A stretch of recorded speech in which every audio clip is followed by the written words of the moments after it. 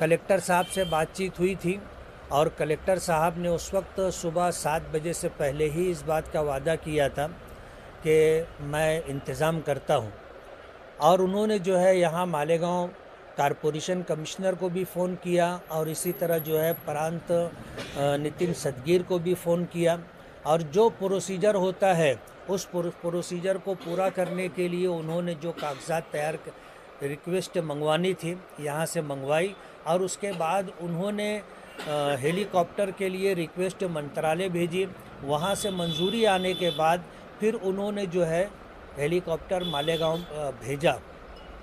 Helicopter तकरीबन 11:30 बजे आया और 11:30 बजे आ जाने के बाद 11:30 बजे आया और 11:30 आ जाने के बाद तकरीबन आधे घंटे के अंदर तमाम लोगों को बाआफियत टीले पर से इन लोगों को पहुंचा दिया गया।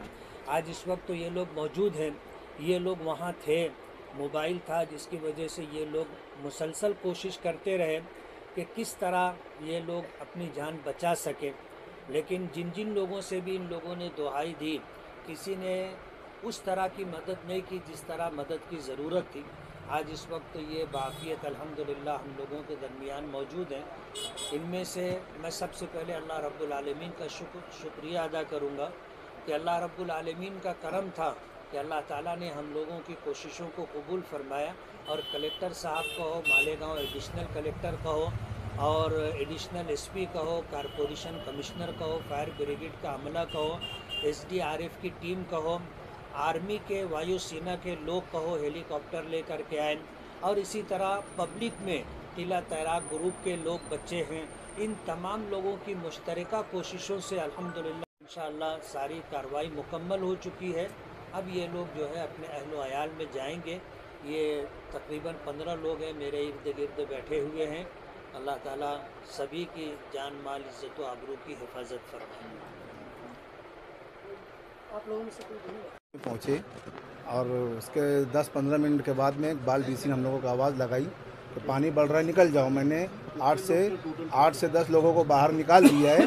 अब अपन लोग जितने बचे हैं तुम लोग जल्दी फ़ौरन आओ और सब कोई निकलते किनारे से। लेकिन पानी इतना बहाव होने की वजह से 2 लोगों ने कोशिश की डूबने की वजह से बाले डीसी ने उन लोगों को पकड़ कर निकाला और ये कहकर रोक दिया कि अब जो होगा देखा जाएगा। सब के सब 15 के लोग चल के टीले पर रहो और हम लोग अब किसी से भी मदद मांगेंगे।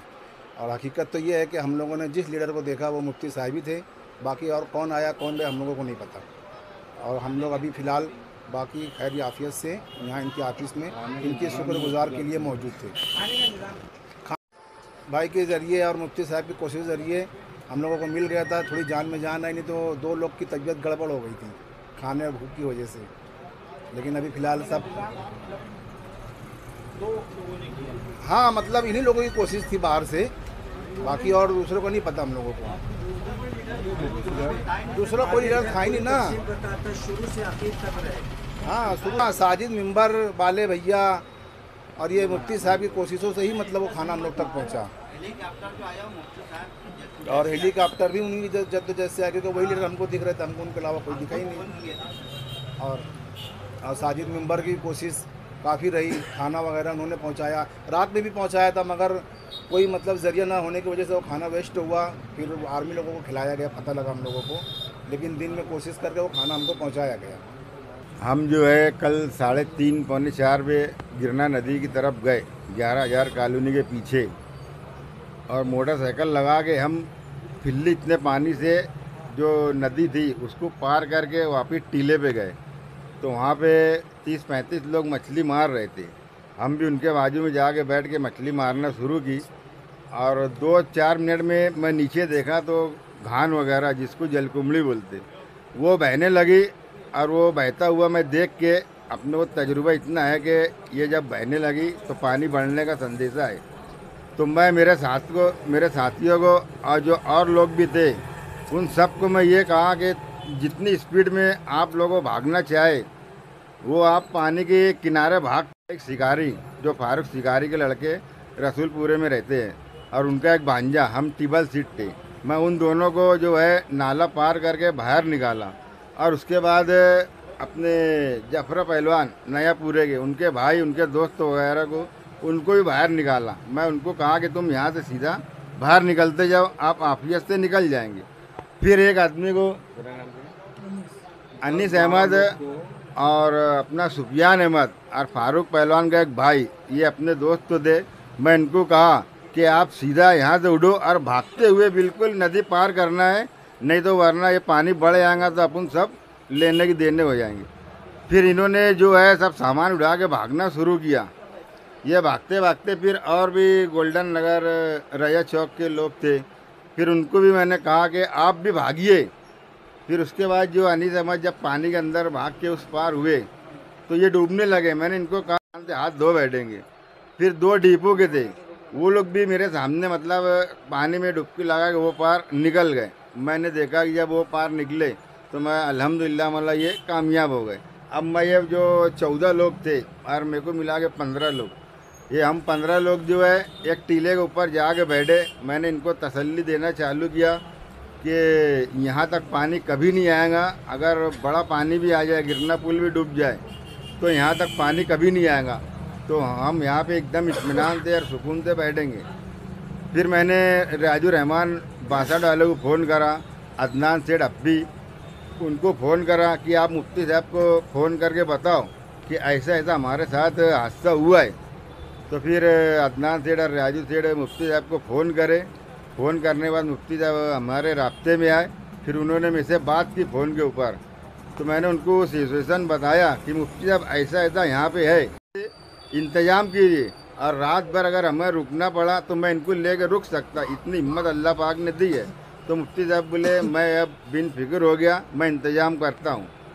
फिर रात में साजिद मेंबर मुफ्ती साहब बोले खाना मैं मंगवा लिया हूँ, तो आप अगर कोई आना चाहे तो ये खाना ले आ सकते। फिर मैंने हिम्मत की आने की, लेकिन पानी इतना बढ़ने लगा तो मैं फिर पीछे हट गया। फिर उसके बाद मुफ्ती साहब रात में फ़ोन करे। फिर ईदी अमीन ड्रोन से मतलब जो है तंगूस लगा के ये हमारे पास वो रस्सी भेज रही थी, तो पानी बरसात होने की वजह से ये कामयाब नहीं हो पाए। फिर इन्होंने कहा हुई, फिर मुफ्ती साहब को बोले कि मुफ्ती साहब आपको हेलीकॉप्टर का इंतज़ाम करना पड़ेगा जब भी हम निकलेंगे, क्योंकि यहाँ पानी कम नहीं हो रहा था। फिर मुफ्ती साहब फारूक पहलवान के भाई को बोले कि उस्मान गनी उनका नाम है, तो उस्मान गनी को बोले कि आप टेंशन मत लो, मैं हेलीकॉप्टर का ही इंतज़ाम करूँगा, क्योंकि नासिक की टीम, मालेगांव की टीम, धुलिया की टीम ये इनके पास में था ही नहीं, क्योंकि भाव इतना था कि ये कोई भी शख्स उस पार से इस पार नहीं आ सकता था। फिर हमें इत्मीनान दिलाए।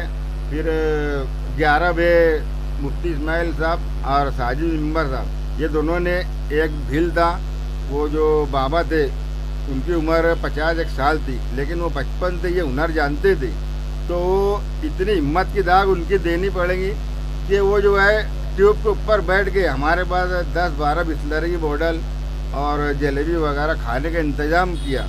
फिर मैं उनको ले कर कंधे पे रख के फिर साथ में आके हम 15 लोग नाश्ता वगैरह करे। फिर मुफ्ती क्या हुआ, तो मुफ्ती साहब बोले आप बेफिक्र रहे, 11:30 या 11:15 पे हेलीकॉप्टर आएगा।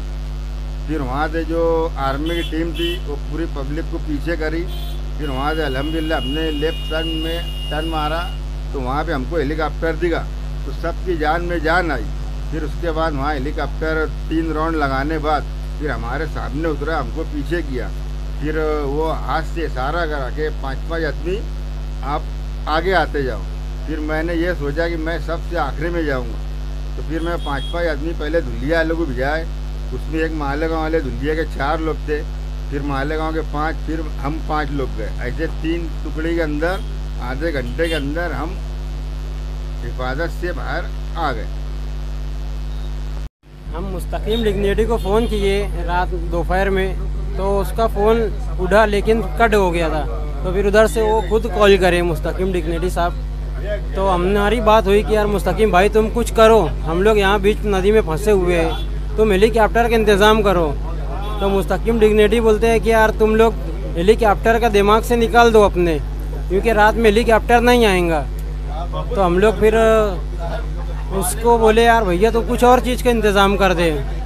तो बोला यार तुम लोग कम से कम सुबह तक के रुको, या तुम लोग दरूद शरीफ या आयतल कुर्सी पढ़ो, आयत करीमा पढ़ो। तो हम लोग दरूद शरीफ पढ़ने लगे। तो फिर हमने मुस्तकीम डिग्नेटी को बोले यार भैया तू हमारे को बाहर निकालने का कोई रास्ता बताओ।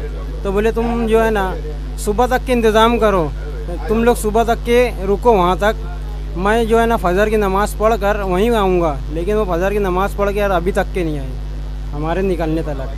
हम लोग फ़ोन किए बाद में मुफ्ती साहब को, कट करने बाद मुफ्ती साहब को फ़ोन करे कि यार मुफ्ती साहब तुम कुछ करो। तो मुफ्ती साहब बोले यार तुम लोग टेंशन मत लो, तुमको पहले खाना हम लोग पहुँचाएँगे, एक आदमी हमारा वो ट्यूब के ज़रिए से तुमको खाना ला कर देंगे, तो तुम लोग पहले नाश्ता वास्ता कर लो, उसके बाद बोले हम हेलीकॉप्टर का इंतज़ाम कर रहा हूँ। मेरी बात हो गई है, 11 सवा 11 तक के हेलीकॉप्टर आ जाएंगे, तुम लोग एकदम बेफिक्र रहो। फिर हम लोग उनके इंतज़ार में हेलीकॉप्टर आया, हम लोग हेलीकॉप्टर पे बैठ गए, सही सलामत बाहर निकल गए। इनायत कलेक्शन लेडीज कपड़ों का भरपूर खजाना, हर तरह की क्वालिटी, कई तरह के फैशन, जैसे रेडीमेड में long kurti, Lucknowi kurti, Pakistani kurti suit, muslin kurti, pure georgette kurti, palazzo suit, mirror Pakistani suit और गंजा ड्रेसेस, कच्चे कपड़ों के मटेरियल में Banarasi suit, cotton suit, muslin suit और गंजा सूट, पाकिस्तानी सूट, इसी के साथ कट पीस में cotton work kurti, muslin kurti, Lucknowi कली, जॉर्जेट कट पीस, चिनॉन, खास शादी ब्याह के मौका पर आपके लिए चिनॉन मटेरियल दुपट्टों में प्योर दुपट्टा, मसलिन, राखी, चिनॉन दुपट्टे और गंजा दुपट्टे, तमाम कट पीस के दुपट्टे के साथ सूट बनाकर भी मिलता है।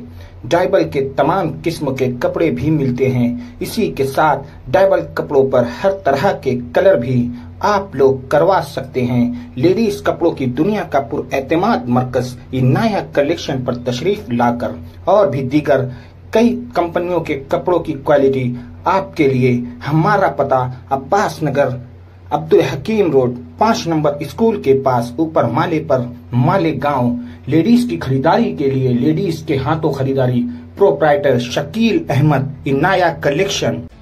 ताज रोप एंड प्लास्टिक, हमारे यहाँ पानी भरने के लिए कई किस्म की नली, साथ ही मॉप, वाइपर, प्लास्टिक खराटा, साथ ही कुकर, मिक्सर, पानी की बोतल, टिफिन, कप, सासर, प्लास्टिक की कुर्सियां, खास होटल, शादी ब्याह के लिए बिकट 2 से 3 साल गारंटी के साथ। इसी के साथ crate, plastic tub, kings company के तमाम प्लास्टिक के अशिया की 1 साल से लेकर 5 साल तक गारंटी के साथ, जैसे Milton, Cello, Borosil, Nayasa, Orange and Maharaja company के home appliances, Gala, cleaning ware. इसी के साथ हमारी दूसरी शॉप, दूसरी ब्रांच, जहां हर टाइप की रस्सियां, सिक्कर, ताड़ पटरी, ग्रीन नेट, साथ ही शेतकरी भाइयों के लिए घर घुती होटल आइटम्स, खास दुकानदारों के लिए गारंटी के साथ तमाम आइटम्स होलसेल व रिटेल कीमत में हम वक्त दस्तयाब हैं। हमारी पहली शॉप का पता शिवाजी टाउन हॉल के आगे, फत्तू हकीम से पहले, मालेगांव। दूसरी ब्रांच का पता गुल बाजार, किला पुलिस स्टेशन के पास, मालेगांव। एक बार जरूर तशरीफ लाइए। बेहतरीन क्वालिटी, मुनासिब दाम, बेहतरीन काम।